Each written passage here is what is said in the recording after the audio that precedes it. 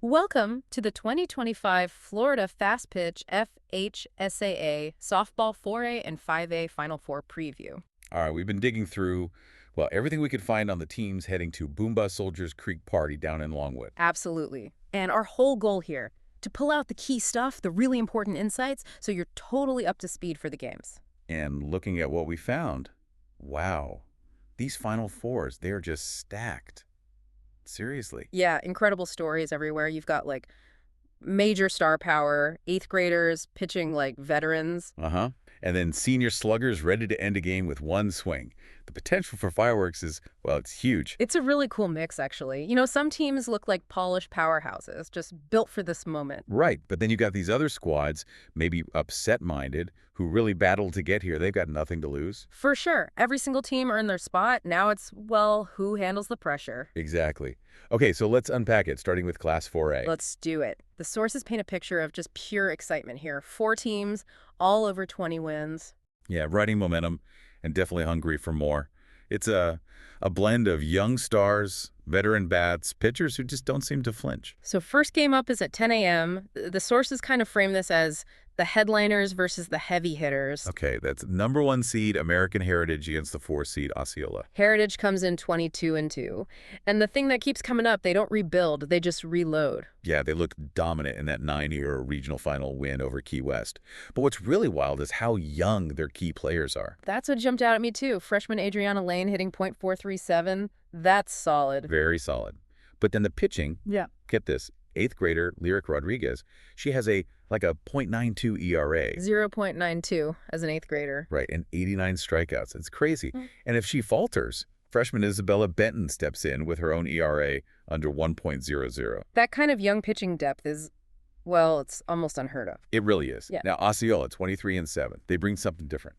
Real power. Something Heritage hasn't seen much lately. They scored, 12 runs in their regional final against Clearwater. They can definitely hit. Oh, yeah. Senior Teresa Diaz, she's launched 9 home runs. And junior Angelina Rodriguez is hitting .482. They swing it. So they can score in bunches, but the X factor seems to be their pitcher. Yeah, the sources point to senior ace Aaliyah Lai, 176 strikeouts this season. If she can keep Heritage guessing. Then Osceola's offense might have a real shot to, slug their way into it early. Exactly. Make things really interesting. Okay, so looking at the analysis, the edge seems to go to American Heritage. It does, but there's a definite but. If Lai is dealing and Osceola gets a couple of big hits early, that changes things fast. So thinking about that contrast, what jumps out more? The young phenoms on the mound for Heritage or that Osceola power? That's the million-dollar question, isn't it? Yeah. Okay, let's shift to the noon game in 4A.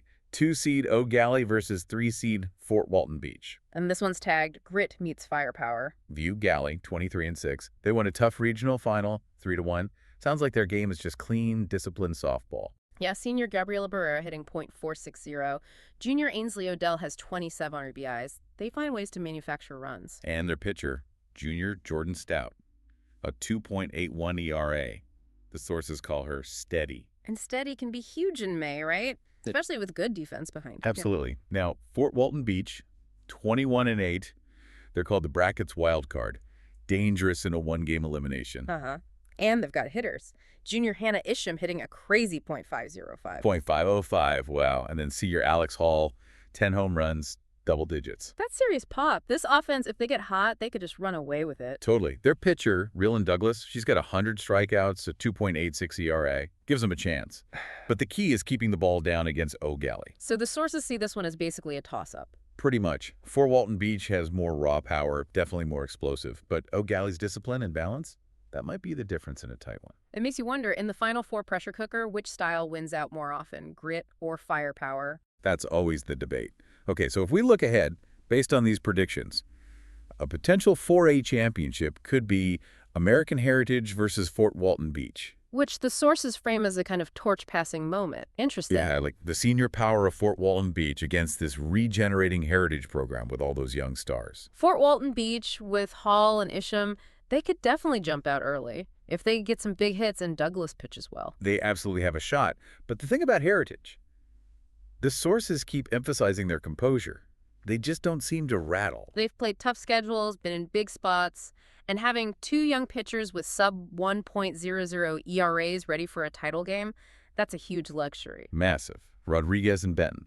Plus, that lineup is balanced. Right. Lane hits like a vet, and senior Ariana Reynolds brings power too. 5 homers, clutch hits. So the big question posed is, can Fort Walton score early? Can they shake up those young heritage pitchers, maybe get like a 2-near 3-1 lead by the third? Right, because if it settles into a pitcher's duel or a game about execution and small ball, Then Heritage's polish, their depth, their coaching, that gives them the advantage. that's the assessment. The specific prediction we saw was American Heritage 6, Fort Walton Beach 3. So the bottom line on Heritage is that youth isn't a weakness, it's actually a weapon. Pretty much. Lockdown pitching, balanced hitting, staying calm. They look poised for another title, and maybe just getting started as a group. Okay, let's switch gears. Class 5A, what are the sources telling us here? This one looks wide open. Every team has game changers. Every team has a reason to believe they can win it. From freshman stars to strikeout queens. Sounds like fun. Definitely unpredictable. First semi is at 2 p.m. Number 1 Niceville versus number 4 St. Thomas Aquinas. And the tag for this one, Niceville's ace in the hole versus SDA's sudden swagger. Niceville 21-6, top seed, but they just squeak by 1-0 in the regional final. Seems like their success really rides on one player. And that player is. Sophomore pitcher Chloe Bailey, the numbers are just unreal. Video game stuff. Okay, lay him on me. A .68 ERA, 0.68, and 247 strikeouts in about 145 innings. Whoa. 247 Ks? Yeah. The source description was something like, when she's on, teams don't just struggle to score, they struggle to breathe. That paints a picture. Unbelievable dominance. She's the key. Offensively, sophomore Brianna Knowles leads them, hitting .436 with 7 homers. They need her to provide some run support. Okay, what about St. Thomas Aquinas? 16-12. Sounds like the bracket buster. Absolutely. Playing with house money after winning a wild 8-7 game, they've got swagger now. Even if the record isn't shiny, who leads them? Freshman Melanie Sweet hitting .415, Oh. and senior Summer Givens has 25 RBIs. Brings that senior experience. And they're pitching. Can they hang with Bailey? Lavinia Miller has a respectable 1.77 ERA.